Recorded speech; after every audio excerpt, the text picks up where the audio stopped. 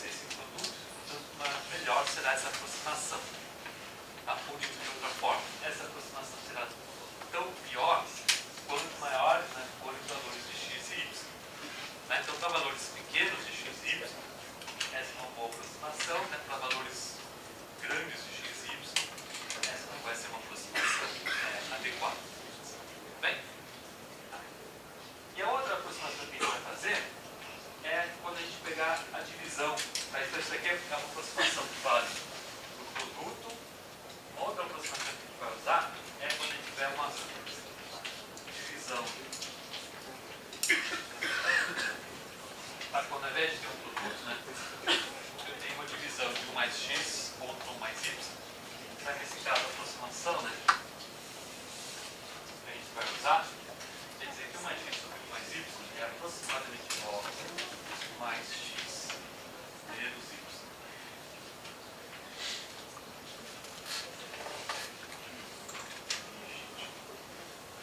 Dá para ver porque a gente ignora, né, quando a gente faz essa aproximação. Pensa o seguinte, pensa no seu produto. Pensa então 1 mais y. Faz esse cara para cá. 1 mais y vezes 1 mais x menos y. Esse produto é igual a 1 mais x menos y. Isso depois mais y mais yx menos y ao quadrado. Tá? Esse mais y com esse menos y ao quadrado, vai ficar 1 mais x mais yx menos y ao quadrado. Então, ou seja, esse produto, tá, ele é igual a essa soma. Então, o que a gente está dizendo quando a gente faz essa aproximação é que esse produto vai ter que aproximadamente ser igual a 1 mais x. Né? Então, o que a gente está ignorando, de novo, são os termos não lineares. Então, naquela aproximação, a gente ignora coisas como y de x, y ao quadrado. Então, isso é uma aproximação linear. Todos os termos que são não lineares, você ignora, joga fora. Bem? Então, isso a gente vai usar muito nesse curso. Né? Então, nesse curso eu vou usar muito essa aproximação e essa aproximação. Aliás, só para dizer assim, a gente em economia, a gente usa muito aproximações lineares. Tá? Basicamente, os nossos modelos, eles dão, normalmente, né, os nossos modelos gerais, eles sempre dão expressões, né, não lineares, tá? Que a gente gostaria de resolver. Tá? Então, o que a gente chama normalmente de equilíbrio, é basicamente uma solução com um conjunto de equações não lineares. Tá? E qual que é o problema? O problema quando você tem um conjunto de equações não lineares primeiro, né, a gente não tem a segurança de que há alguma solução. Tá? E segundo, mesmo que tenha, pode ser difícil de encontrar.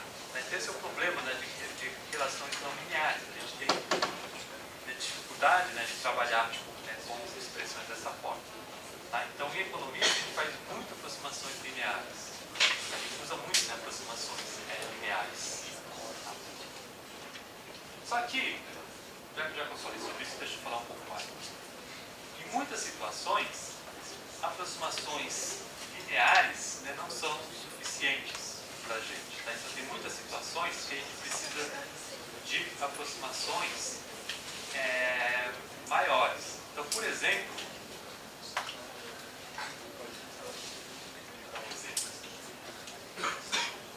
vocês estão aprendendo teoria do consumidor, né? Representação de utilidade, coisas desse tipo. Normalmente, quer dizer, quando a gente maximiza a utilidade, isso aqui é só um parênteses, tá?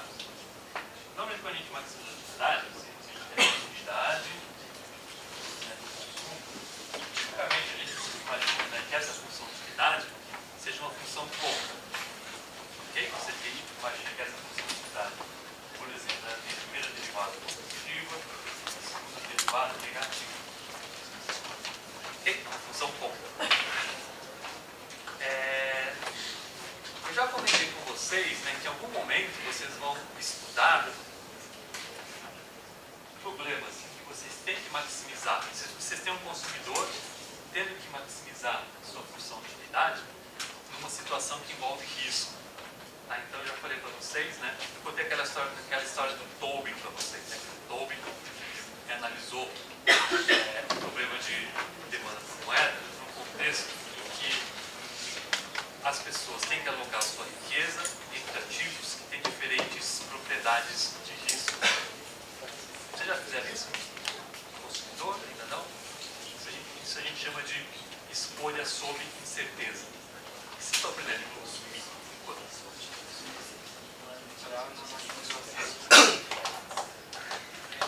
maximização da utilidade. Só sem nada. Só maximizar a utilidade. Então, tipo assim, vocês têm um consumidor com uma renda, ele tem que alocar essa renda em diferentes bens. Ele tem que decidir qual é a quantidade ótima de bens, dada a restrição de renda. Tá, então depois, mais à frente, vocês vão analisar exatamente esse mesmo tipo de problema, só que numa situação em que existe incerteza. Então, por exemplo, uma situação em que o consumidor não sabe a renda dele. Né? Então, pode ser que tem uma situação em que a renda depende de um shopping, por exemplo. Pensa, por exemplo, num agricultor. Tem a renda dele, depende de quanto que ele vai produzir, e essa renda do agricultor depende de condições climáticas, por exemplo. Tá, então essa é uma situação que vocês têm que resolver um problema de otimização num contexto de incerteza. Quando a gente tem isso, essa segunda derivada aqui, ou seja, a concavidade da função utilidade, ela mostra o grau de aversão ao risco de um consumidor. Tá? Se o consumidor é muito ou pouco averso ao risco, depende dessa concavidade. Então, tem muitos problemas em economia e a gente está interessado nessas propriedades de risco. A gente quer saber como que o consumidor, como que o risco, né, das suas decisões ela é afetada, por exemplo, né, por política monetária, política fiscal, coisas desse tipo. Então, sempre que a gente tem interesse em alguma coisa relacionada a risco, a gente precisa dessa segunda derivada. Tá? E quando a gente precisa dessa segunda derivada, a gente vai precisar de mais do que aproximações de primeira ordem. E para pegar aspectos relacionados ao risco, a gente vai precisar de aproximações de segunda ordem. Então, é em aproximações de segunda ordem que a gente vai conseguir pegar termos como esse, tá? E, portanto, a gente vai conseguir estudar situações que envolvem risco. Tá? Então, quando a gente quer estudar situações que envolvem risco, aproximações de primeira ordem não são suficientes. Tá? A gente vai precisar de aproximações de segunda ordem. Como é que a gente encontra essas aproximações? Vocês fizeram no curso de cálculo de vocês séries de Taylor, né? Expansão por séries de Taylor. É aquilo. Tá? Então, a expansão de primeira ordem te dá uma função linear. Tá? A expansão de segunda ordem, vocês esperam coisas como essa. Pegam a segunda derivada das funções. Tá? Em muitas situações a gente tem também expansões de terceira ordem. Então, de novo, né? só para fechar o parênteses. Tem situações em que a gente quer pegar, por exemplo, pensa que eu tenho dois títulos. Um título público, por exemplo, né? Tá? E um título de um período arriscado. Em muitas situações a gente está interessado nesses spreads, né? nas diferenças de taxas, né? Entre títulos de diferentes maturidades. Por exemplo, que a gente tem no caso do Brasil. Né? A gente tem curvas de juros, né? Ou seja, a gente tem títulos né, que né, vão te pagar alguma coisa depois, sei lá, de um mês, títulos que te pagam alguma coisa depois de 3 meses, 6 meses, 1 ano, 10 anos e assim por diante. Tá? Então a gente tem títulos de diferentes maturidades. Okay? Maturando em 1 mês, maturando em 2 meses, 3 meses, 6 meses e assim por diante. Quer dizer, quando a gente coloca a taxa de juros desses títulos contra a maturidade deles, a gente obtém uma estrutura a termo da taxa de juros. Aí tem o que a gente chama, né, tem o que a gente chama de spreads, ou seja, as diferenças de rendimento entre títulos de diferentes maturidades.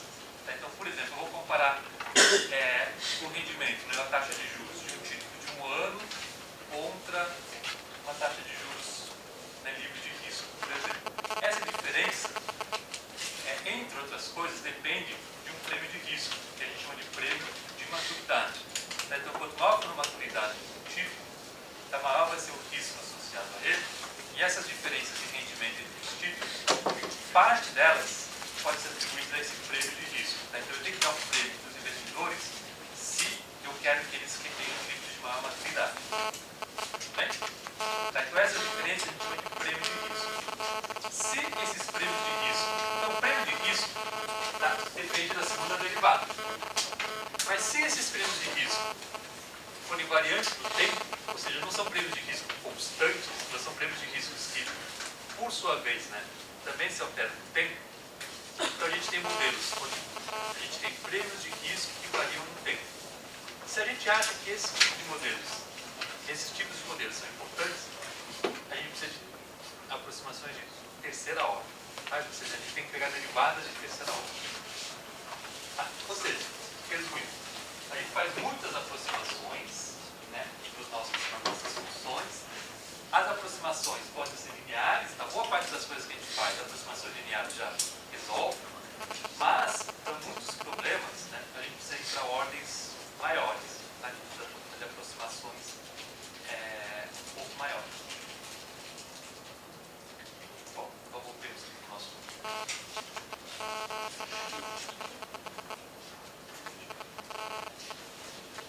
Então, aquelas coisas que vocês aprendem do set inteiro, né, tem muita aplicação, né, na vida prática da vida.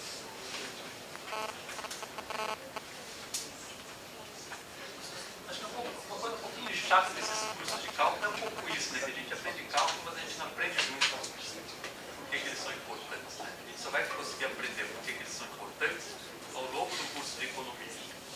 Tá? Então tem um pouco desse problema, né? Porque quando a gente aprende cálculo, a gente não sabe tudo isso daqui que serve tudo aquilo. Né? Só depois que a gente vai descobrir. Então, eu sou a favor de não ensinar. Por quê? Porque exatamente porque eu acho assim, que as aplicações têm que ser exploradas, né, nas matérias de economia, nas matérias de matemática. Tá? Eu sou da visão, né, de que vocês têm que aprender a matemática. Você não viu quando a expressão de cálculo tem que explicar bem para vocês? É o princípio matemático. Tá? E as aplicações eventuais têm que ser exploradas no curso de economia. O que acontece muitas vezes é que o nosso curso de economia não explora muito essas aplicações. Então, eu acho que a falha está mais no curso de economia do que no curso de cálculo. Acho que os cursos de cálculo estão bem demonstrados. Mas enfim, eu extrapolei muito. Então tá, se a gente aplica essa aproximação, tá, direto nessa expressão, tá, então a gente tem o seguinte, né? Então, portanto, né, a gente tem que 1 mais R, eu vou escrever de novo, né, que é igual a 1 mais a taxa nominal sobre 1 mais a taxa esperada, tá? Esse termo do lado direito, eu vou fazer a aproximação linear dele. Tá? Então, a aplicação direta desse resultado, esse termo do lado direito vai ser 1 mais I menos a taxa esperada de inflação. Tá? A aplicação direta, né, dessa aproximação linear. Tá? E, portanto, a gente corta esse 1 por esse 1, tem que a taxa nominal de juros, a real de juros, desculpa, eu escrevo ela como sendo aproximadamente nominal menos a expectativa de inflação. Tá? Então, essa aproximação, né, eu vou usar bastante.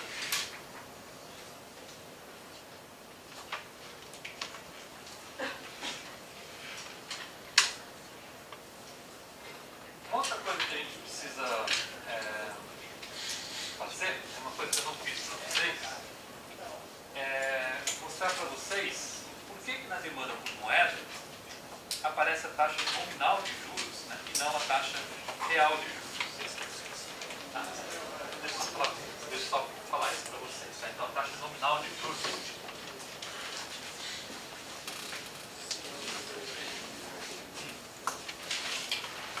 como custo de oportunidade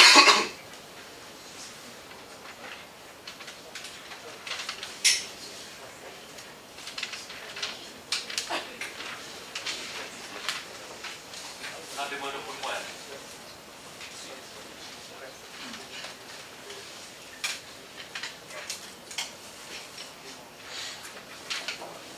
Então, deixa eu só explicar para vocês. Isso é uma coisa que a gente não fez, né? E para fazer isso eu precisava um pouco desses conceitos, né, que aparecem aqui. Então, dado que agora a gente já tem os conceitos, é possível explicar para vocês.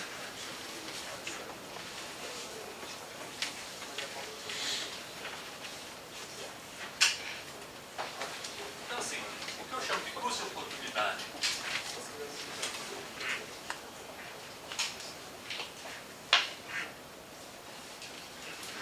de moeda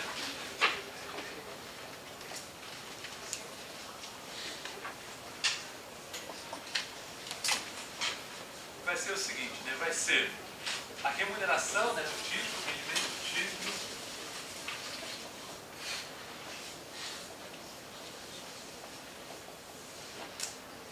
subtraído, né, do rendimento da moeda.